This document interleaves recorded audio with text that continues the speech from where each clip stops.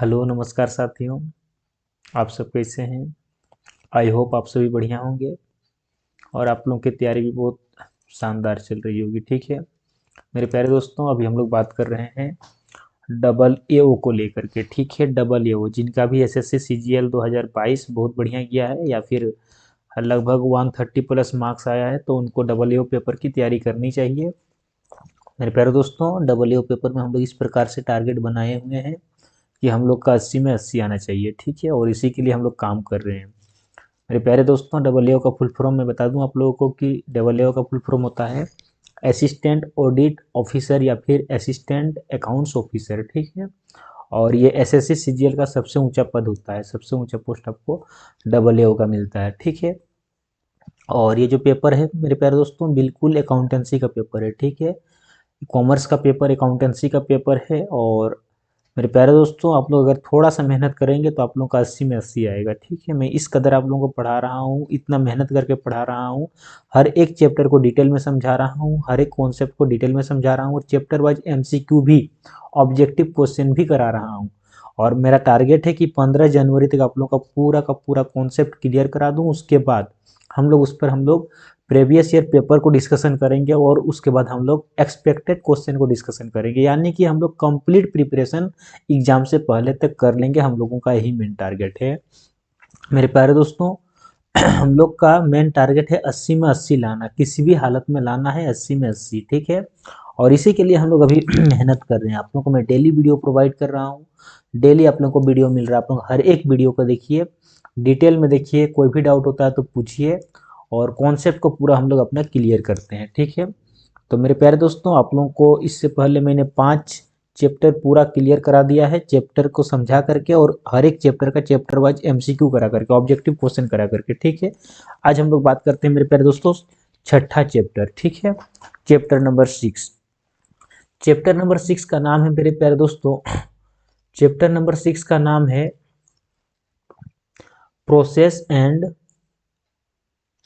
Process and bases of accounting. बहुत simple है, बहुत छोटा सा है, बस समझने का देरी है, तुरंत समझ जाएंगे तो इससे रिलेटेड क्वेश्चन को हवा में उड़ा देंगे। ठीक है, बहुत आसान है। हिंदी में इसको बोलते हैं लेखांकन, लेखांकन की प्रक्रिया एवं आधार, एवं आधार इसको हिंदी में बोलते हैं। ठीक है, एवं आधार। तो मेरे प्यारे दोस्तों, इसमें हम लोग बेसिकली देखेंगे कि अकाउंटिंग के कौन कौन से प्रोसेस होते हैं। ठीक है, अकाउंटिंग के कौन कौन से प्रोसेस होते हैं और कौन कौन से बेस होते हैं। तो बहुत इंपॉर्टेंट है, बहुत सिंपल है ना। इंपॉर्टेंट है लेकिन बहुत सिंपल है। सिंपल है तो पहले दोस्तों हम लोग देखेंगे अकाउंटिंग प्रोसेस को। पहला पार्ट में हम लोग अकाउंटिंग प्रोसेस को देखेंगे और उसके बाद देखेंगे अकाउंटिंग बेसिस को। ठीक है, तो मेरे प्यारे दोस्तों, सबसे पहले हम लोग हेडिंग लिखते हैं अकाउंटिंग प्रोसेस को। Accounting process, accounting process, process, accounting process. तो जो भी अकाउंटिंग होता है मेरे प्यारे दोस्तों, ये एक सर्टेन टाइम पीरियड में होता है, एक निश्चित अवधि में होता है ना।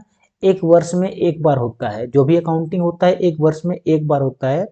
एक साइकिल जो है, अकाउंटिंग साइकिल, एक साल में एक बार रिपीट होता है।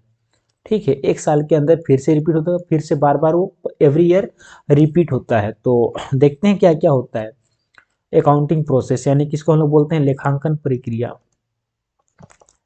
लेखांकन की प्रक्रिया, प्रक्रिया, लेखांकन की प्रक्रिया। तो मेरे प्यारे दोस्तों, लेखांकन की जो प्रक्रिया है इसको हम लोग पूरा डिटेल में समझते हैं। ठीक है, तो देखिए लेखांकन की प्रक्रिया में जो पहला स्टेप होता है, पहला स्टेप होता है आइडेंटिफिकेशन। सबसे पहले हम लोग आइडेंटिफाई करते हैं, चीज़ों को पहचानते हैं, जानते हैं चीज़ों को। सबसे पहले क्या होता है identification, identification, identification of financial transaction, financial transaction. सबसे पहले हम लोग पहचानते हैं कि कौन सा फिनेंशियल ट्रांजेक्शन है और कौन सा नहीं। ठीक है, सबसे पहले हम लोग उसको पहचानते हैं। उसके बाद हम लोग क्या करते हैं, उसका भाउचर बनाते हैं। क्या करते हैं, भाउचर बनाते हैं। जिसका भाउचर बनता है उसी को लिखते हैं, जिसका भाउचर नहीं बनता उसको हम लोग नहीं लिखते हैं। ठीक है, तो क्या करते हैं उसका हम लोग, प्रिपरेशन ऑफ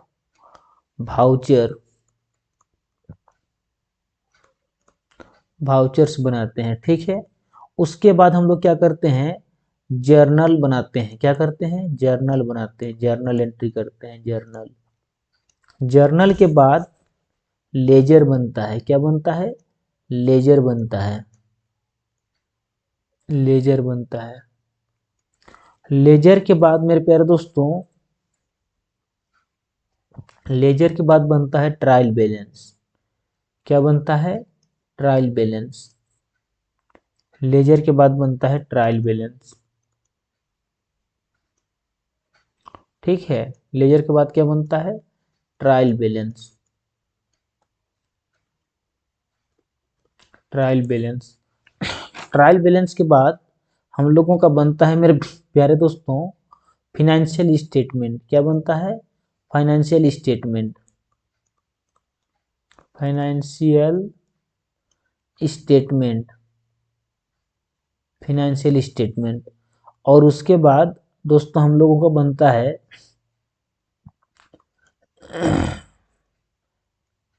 इनकम स्टेटमेंट। क्या बनता है, इनकम स्टेटमेंट, इनकम स्टेटमेंट। मैं आगे चल के आप लोगों को एक एक चीज बताऊंगा। ठीक है, और मेरे प्यारे दोस्तों इनकम स्टेटमेंट में बेसिकली दो चीज आता है। ठीक है, इनकम स्टेटमेंट में क्या क्या आता है, पहला आता है हम लोगों का ट्रेडिंग अकाउंट, और दूसरा आता है हम लोगों का प्रॉफिट एंड लॉस अकाउंट। तो मेरे प्यारे दोस्तों ट्रेडिंग अकाउंट और प्रॉफिट एंड लॉस अकाउंट को मिला करके क्या कहते हैं हम लोग, इनकम स्टेटमेंट कहते हैं, प्रॉफिट एंड लॉस अकाउंट। ठीक है, ये बात आप लोगों को याद होना चाहिए कि ट्रेडिंग अकाउंट और प्रॉफिट एंड लॉस अकाउंट को मिला करके हम लोग इनकम स्टेटमेंट कहते हैं। ठीक है, इसके बाद क्या बनता है मेरे प्यारे दोस्तों, इसके बाद हम लोगों का बनता है बैलेंस शीट। क्या बनता है, इसके बाद हम लोगों का बनता है balance sheet, balance sheet, balance sheet. ठीक है, बैलेंस शीट बनाने के बाद हम लोग उसका एनालिसिस करते हैं एंड इंटरप्रिटेशन करते हैं। क्या करते हैं, analysis and interpretation, analysis and interpretation,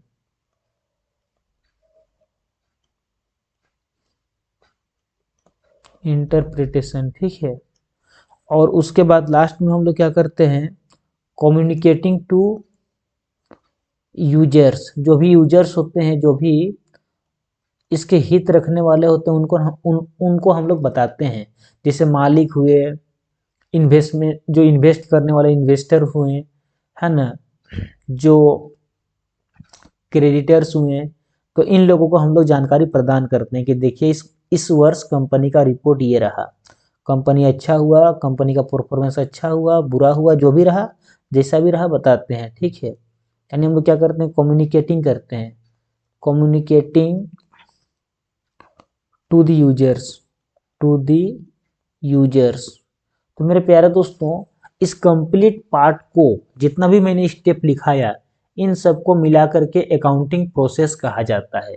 मेरे प्यारे दोस्तों सीक्वेंस बहुत इंपॉर्टेंट है, सीक्वेंस याद रखिएगा कि सबसे पहला नंबर में क्या होता है, तो आइडेंटिफिकेशन होता है, चीजों की पहचान होती है कि कौन सा फिनेंशियल ट्रांजैक्शन है और कौन सा नहीं है।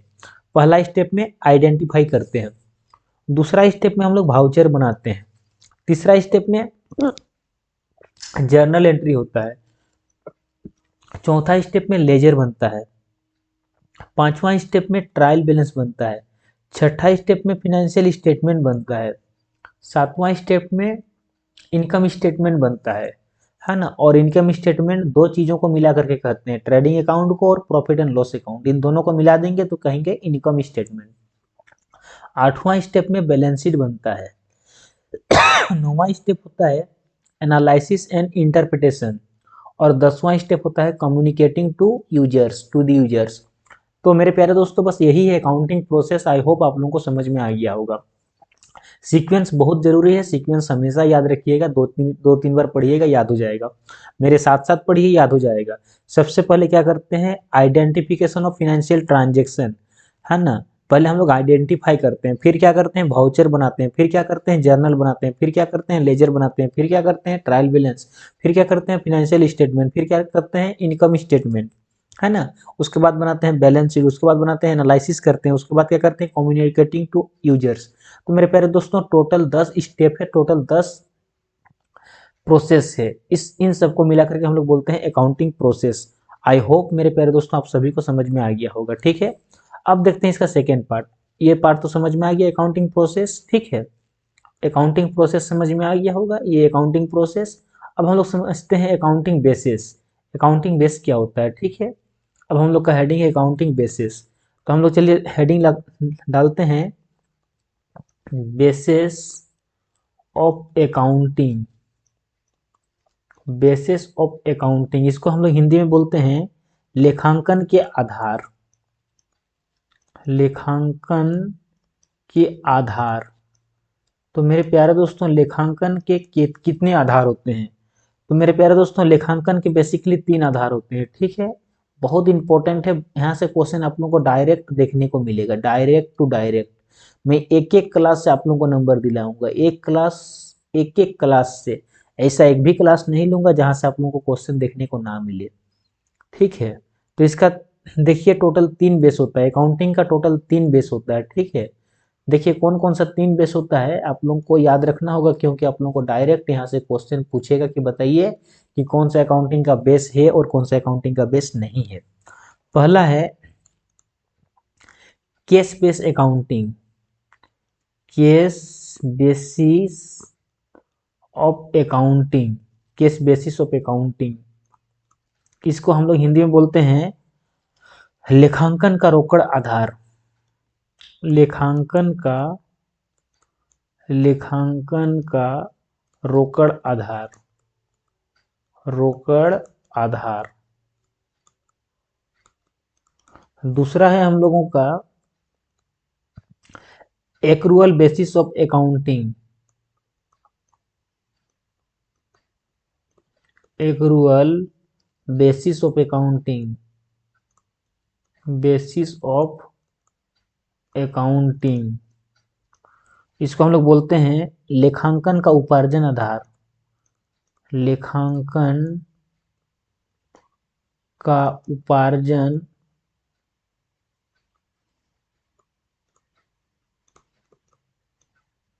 आधार, ठीक है, आधार। और तीसरा है मिक्स्ड बेसिस, यानी कि मिलावट, इन दोनों का मिलावट मिश्रित है, ठीक है। मिक्स्ड बेसिस, मिक्स्ड बेसिस यानी कि मिश्रित आधार, मिश्रित आधार।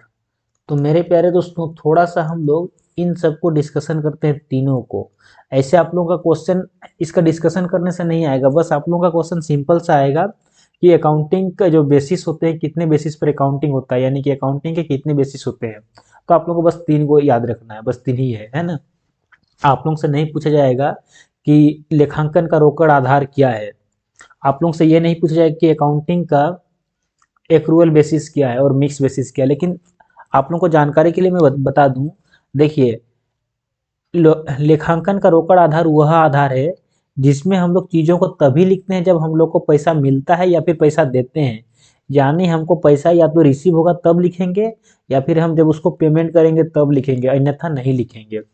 और एक्रूअल आधार में क्या होगा कि जब हमको उसका उपार्जन होगा, यानी कि जो भी हम लोगों का उसका अर्जन होगा तब लिखेंगे, है ना। पैसा मिले ना मिले उससे कोई फर्क नहीं पड़ता है। जब हम लोग को सही में इतना रुपया का अर्जन हो गया, यानी इतना मेरा प्रॉफिट हो गया, यानी कमाई हो गया, तब लिखेंगे। भले पैसा मिले चाहे ना मिले उससे कोई फर्क नहीं पड़ता। पैसा अगर नहीं भी मिला है लेकिन मेरा अगर इनकम हो गया, मान लेते हैं कि मेरा सैलरी जो है अभी क्रेडिट नहीं हुआ है लेकिन मेरा सैलरी कैलकुलेट हो चुका है, तो उसको हम लिख देंगे।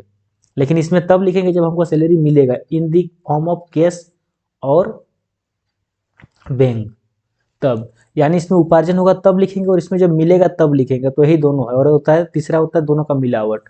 तो मेरे प्यारे दोस्तों आई होप आप लोगों को समझ में आ गया होगा, यहाँ तक कोई डाउट आप लोगों को नहीं होगा, ठीक है। तो छोटा सा चैप्टर था, हम लोग इस चीज़ों को समझ लिए।